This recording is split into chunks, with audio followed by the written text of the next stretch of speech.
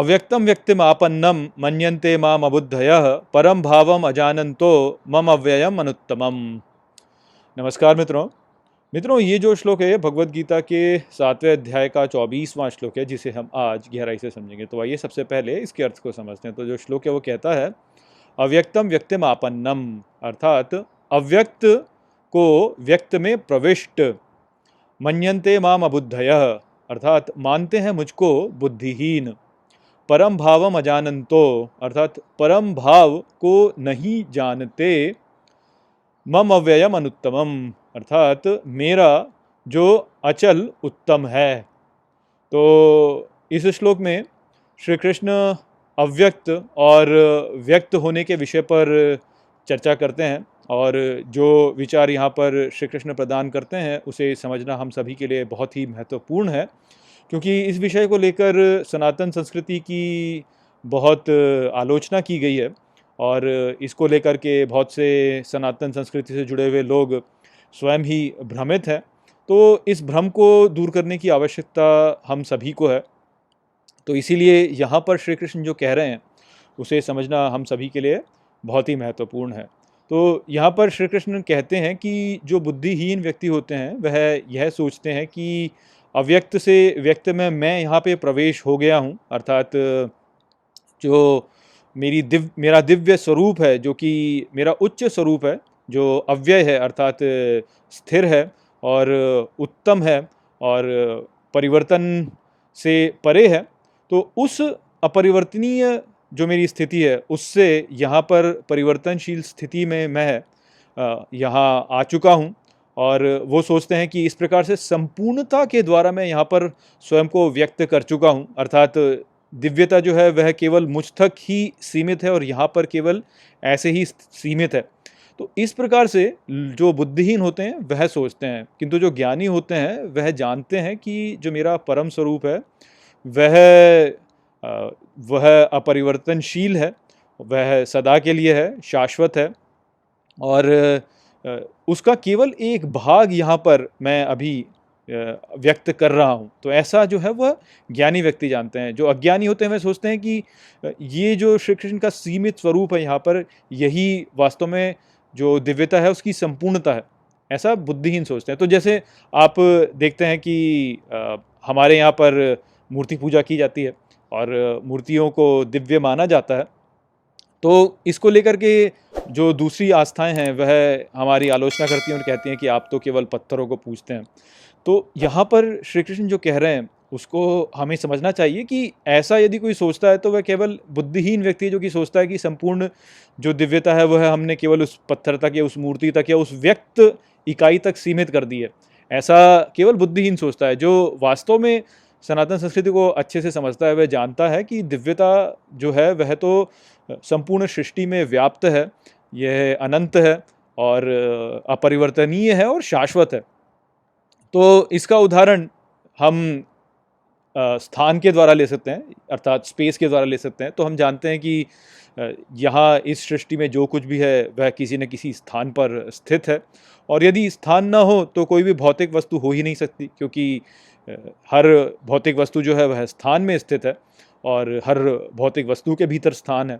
तो ये हम यहाँ पर केवल एक प्रदर्शन के रूप में यदि हम उपयोग करें तो हम स्थान का उपयोग इसी प्रकार से दिव्यता का अनुरूपण करने के लिए हम यहाँ पे कर सकते हैं, और ये कह सकते हैं कि जैसे स्थान होता है तो स्थान के बिना कुछ नहीं हो सकता, कुछ भी भौतिक नहीं हो सकता, और हर भौतिक वस्तु जो होती है वह स्थान में होती है।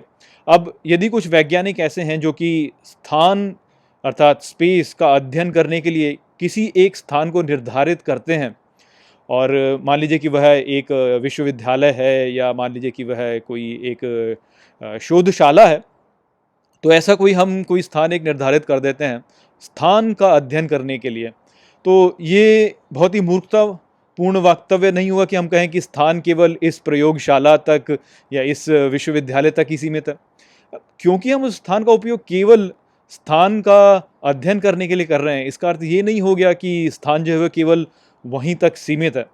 ठीक उसी प्रकार से दिव्यता का अध्ययन करने के लिए यदि हम मंदिर को ये बनाते हैं, या हम किसी मूर्ति का उपयोग करते हैं दिव्यता का अध्ययन करने के लिए, या हम किसी शास्त्र का उपयोग करते हैं दिव्यता का अध्ययन करने के लिए, तो इसका अर्थ ये नहीं है कि दिव्यता जो है वो केवल यहीं तक सीमित हो गई है। दिव्यता तो शाश्वत है, सभी स्थानों पर है, सभी स्थानों के परे भी है, वह तो इस सृष्टि के परे भी है। दिव्यता तो सभी स्थानों पर, उसके परे सभी जगह है, अपरिवर्तनीय है और शाश्वत है।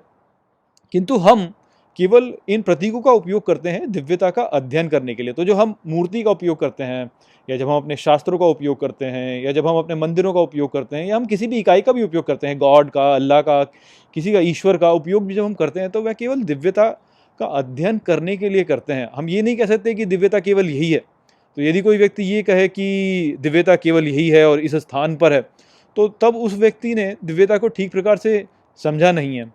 और यहाँ पर श्री कृष्ण इसी विचार को कह रहे हैं। तो वो कह रहे हैं कि अव्यक्त से व्यक्त में यहाँ पर मैं आ गया हूँ, ऐसा केवल बुद्धिहीन सोचते हैं। केवल बुद्धिहीन ही ऐसे सोचेंगे कि दिव्यता अपनी संपूर्णता में केवल एक ही किसी इकाई तक सीमित है। ऐसा हो ही नहीं सकता। दिव्यता सभी स्थानों पर उपस्थित है और सभी इकाइयों में है, सभी इकाइयों के भीतर भी दिव्यता है, और दिव्यता इस सृष्टि के परे भी है। जो कुछ भी अस्तित्व में है, सब कुछ वास्तव में दिव्यता ही है, और ये अपरिवर्तनीय है, शाश्वत है, और ये सर्वव्यापी है। तो इस प्रकार के जो विचार है वो यहाँ पे श्री कृष्ण दे रहे हैं। अब इसका अर्थ ये नहीं हो गया कि हम मूर्तियों की पूजा ही ना करें। क्यों? क्योंकि आप ही देखिए कि दिव्यता का अध्ययन करने के लिए हमें उसे कहीं ना कहीं तक तो सीमित करना ही होगा ना। कोई व्यक्ति उसे पुस्तक तक सीमित कर देता है, कोई व्यक्ति उसे किसी एक प्रतीक तक सीमित कर देता है। तो सीमित करने के द्वारा ही तो आप उसका अध्ययन कर पाओगे। बिना उसके अध्ययन कैसे करोगे? आप अध्ययन नहीं कर सकते। आप ऐसे ही आप बोलें कि बस है कुछ भी, बिना उसके अध्ययन करो, तो ऐसे तो नहीं हो सकता ना।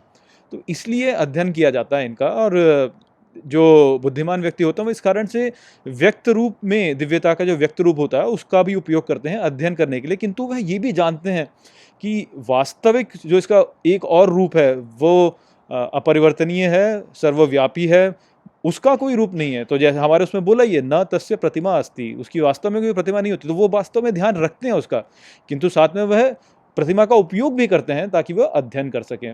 तो यहाँ पर ये जो विचार है श्री कृष्ण ने बताया। यदि आप केवल उसे एक प्रतिमा तक सीमित कर देते हैं, तब आप जो है तब आप सत्य की ओर नहीं जा रहे हैं। किंतु आप यदि प्रतिमा नहीं बनाते हैं, तब भी आप उसका अध्ययन नहीं कर पाएंगे। तो आशा करता हूँ कि मैंने इस श्लोक को आपको अच्छे से समझा दिया होगा। चलिए इसी के साथ इस वीडियो को यहीं पे समाप्त करते हैं। नमस्ते। वीडियो को अंत तक देखने के लिए धन्यवाद। यदि आपको ये वीडियो पसंद आया हो तो इसको अपने प्रियजनों के साथ में साझा करें और इस ज्ञान को और फैलाएं। यदि आपके पास कोई भी प्रश्न है तो मुझसे इंस्टाग्राम पर जुड़िए। वहाँ पर मैं हर शनिवार रात को एक लाइव Q&A सेशन रखता हूँ और आप मुझसे वहाँ पर अपने प्रश्न पूछ सकते हैं। जय श्री कृष्ण।